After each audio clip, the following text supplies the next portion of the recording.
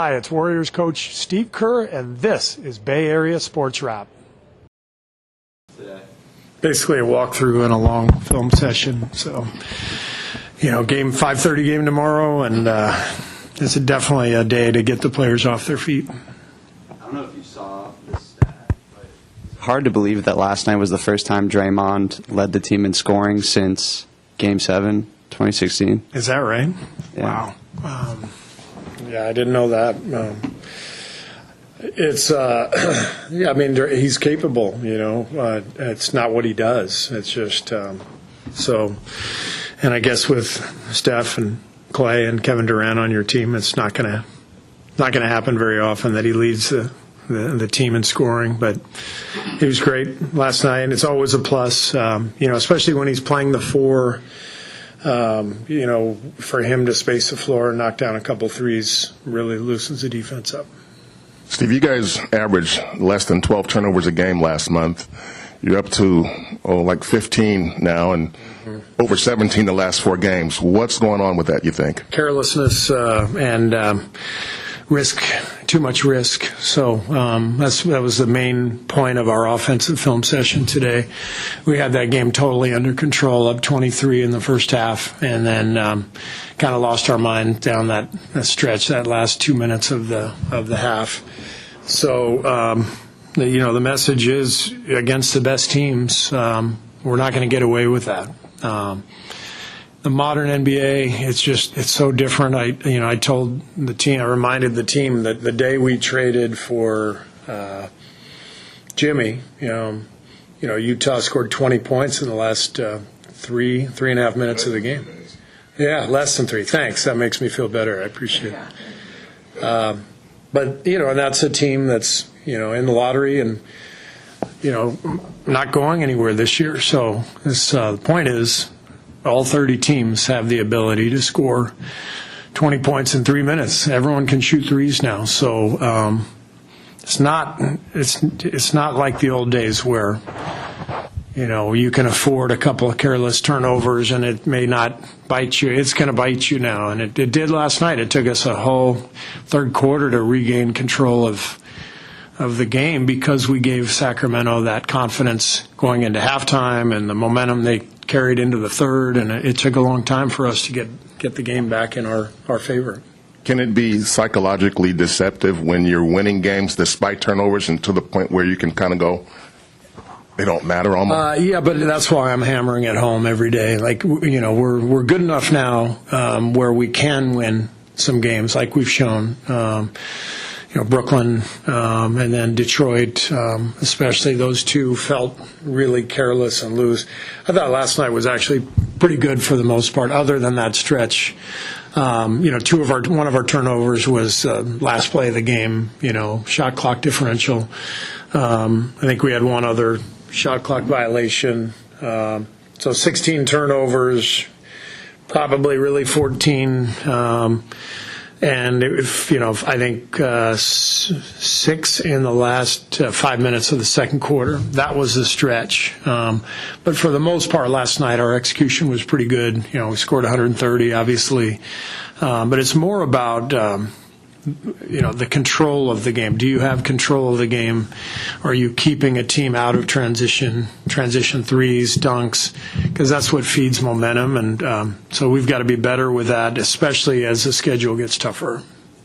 I don't know when's the last time you could equate Babe Ruth in basketball, but with Steph's accomplishment last night with 4,000 threes, and I think James Harden's like 800 threes behind him. Do you see Steph's record someday being something that could take decades to eclipse? It could, but at the same time, modern NBA, the game's changing so much. Maybe there's another Steph who comes around, and that's kind of how sports work in general. He's inspiring millions of young players out there. So maybe somebody will come around, but seems like it's going to be a long time. To follow a little bit on Monty's question, Just in general, last 15 games, passing, assists, all up, just how satisfied are you with your, I guess, the .5-ness of your offense right now? It's been much better, and I give Jimmy the lion's share of the credit because the game makes sense when he's out there. I thought last night was a great example. I thought he was fantastic, and he had 7 points, I think, or I don't know, 6 points. It doesn't matter. Like, he just generates these great possessions because he's drawing two, and then he's moving the ball. He's fundamentally so sound, and so you get that first rotation from the defense. Now it makes everyone else's job that much easier. I think Moses' passing the last couple of days, a couple games, has been brilliant, and so I think guys are figuring out how easy the game can be. Playing through Steph, playing through Jimmy, and then just making really good decisions with good spacing. The game is simplified, but really it started when Jimmy got here because the game settled down for us.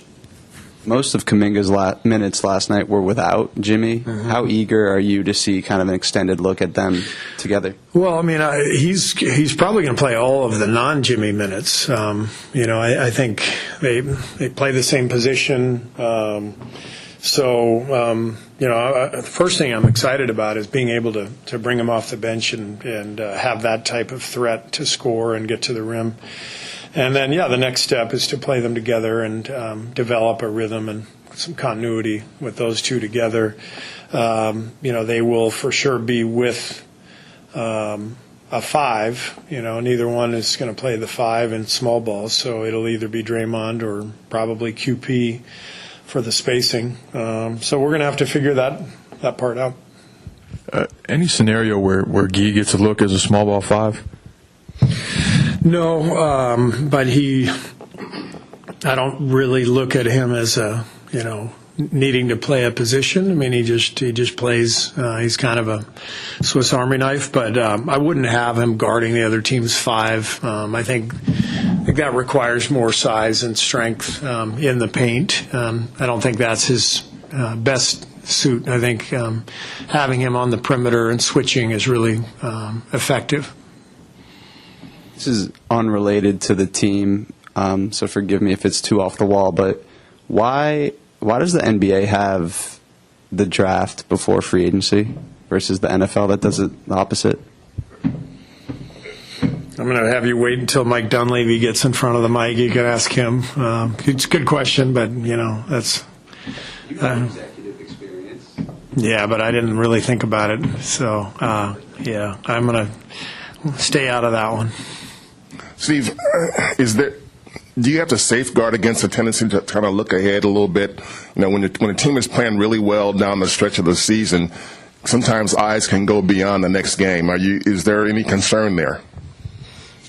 Not at this point. I don't think we're in a position to do so. I think, the tendency to do that is, if you're comfortably in a position, playoff seeding-wise, where you start looking ahead. We can't look past anyone right now. We're one loss away from being out of the top six, and so I'm not worried about that right now.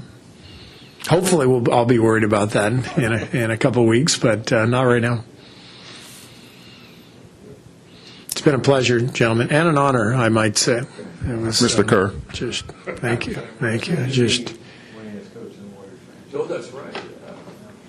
Thank you, Raymond.